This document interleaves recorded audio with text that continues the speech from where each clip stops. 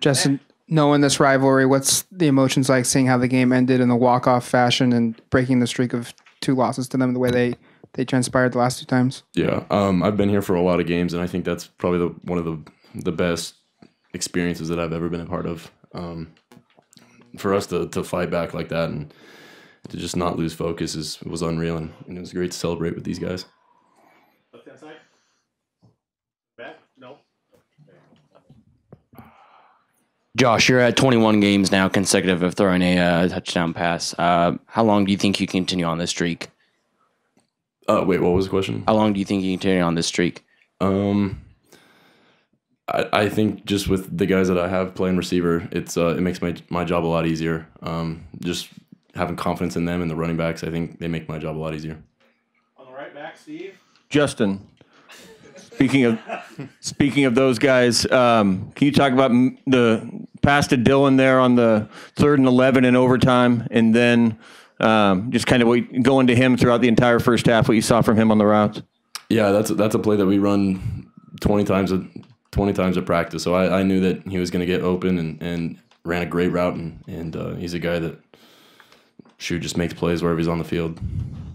Warren. Yes. You had to raise your hand. I'm right in the middle. CJ, I talked to Shane, asked Shane this question about that last play, what the conversation was like on that call. Take us through that last play and what the conversation was like in the huddle before the play. Coach Chris Ball just told us that we was gonna we're a downhill team. We're just gonna keep running downhill. And the play call came in. It was a 3-cap, and I was glad that the coaches put the trust in me to run the ball on that 3rd and 6, I think it was, and then we just executed and went in, and I got in. But thanks to the whole line, man, that hole was big. Parted it like the Red Sea. I think my man Trav said that too. CJ, a lot of guys after the Stanford loss, CJ, talked about how down you were. How redeeming is it to come back and perform like this, being the bell cow of this offense and then scoring the game-winning touchdown? Oh, very redeeming. But, I kind of put that Stanford thing, the Stanford fumble behind me and went back to work. My guys rallied behind me. They told me it was going to be okay. We just went to work, and we came out here and executed. It was good. Had a good game plan. We just executed, yeah. Second row left. Eric? Calvin, you and a lot of the offensive line really pushed for Mario to get this job. How validating is it to go out and pick up a win like this for him? I think it just shows how strong the culture that he's building is and how strong his team is when it comes to dealing with adversity and being able to push through that and just get stronger every single week. Back right, Steve.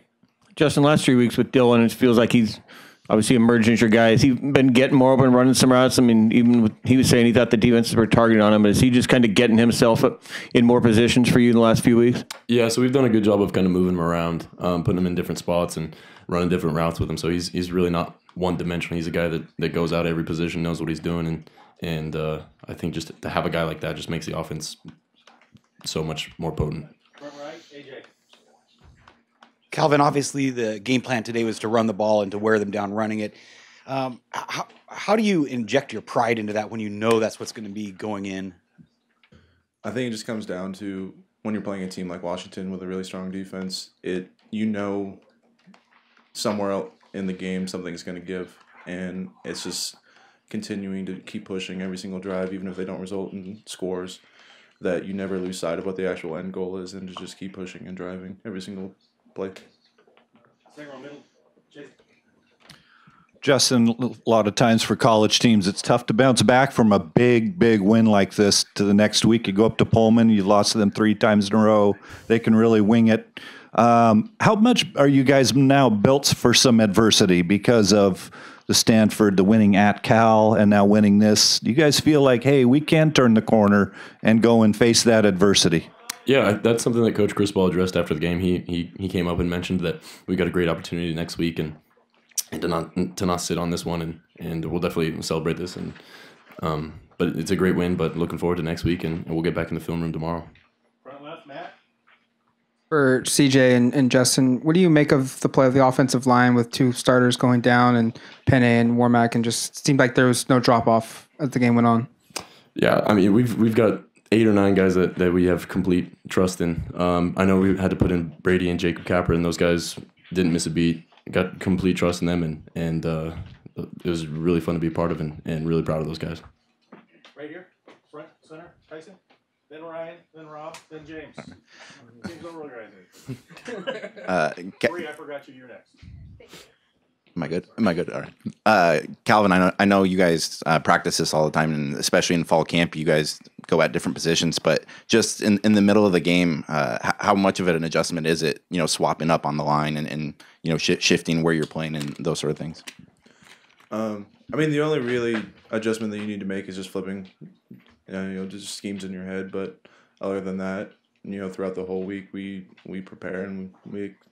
You can hope for the best, but you should expect the worst when it comes to anything during the course of a game. So we just always want to make sure that we're ready, and we were.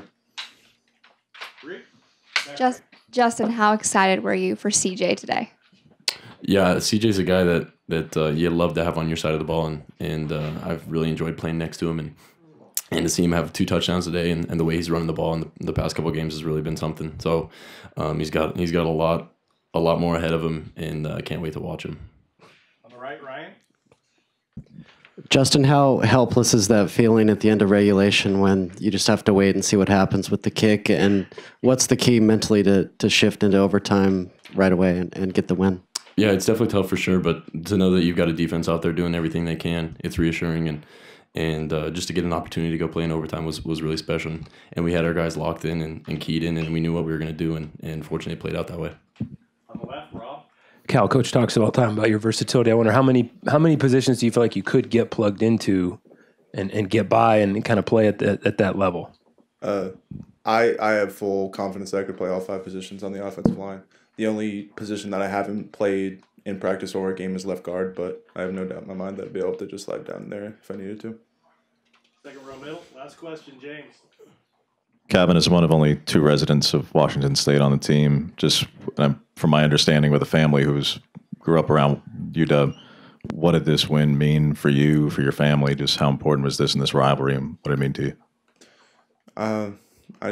It's truly special just seeing how hard our guys have worked for this and doing it for the groups of players and fans that have come before us that have really built a foundation for this program, and just trying to honor them with how we're playing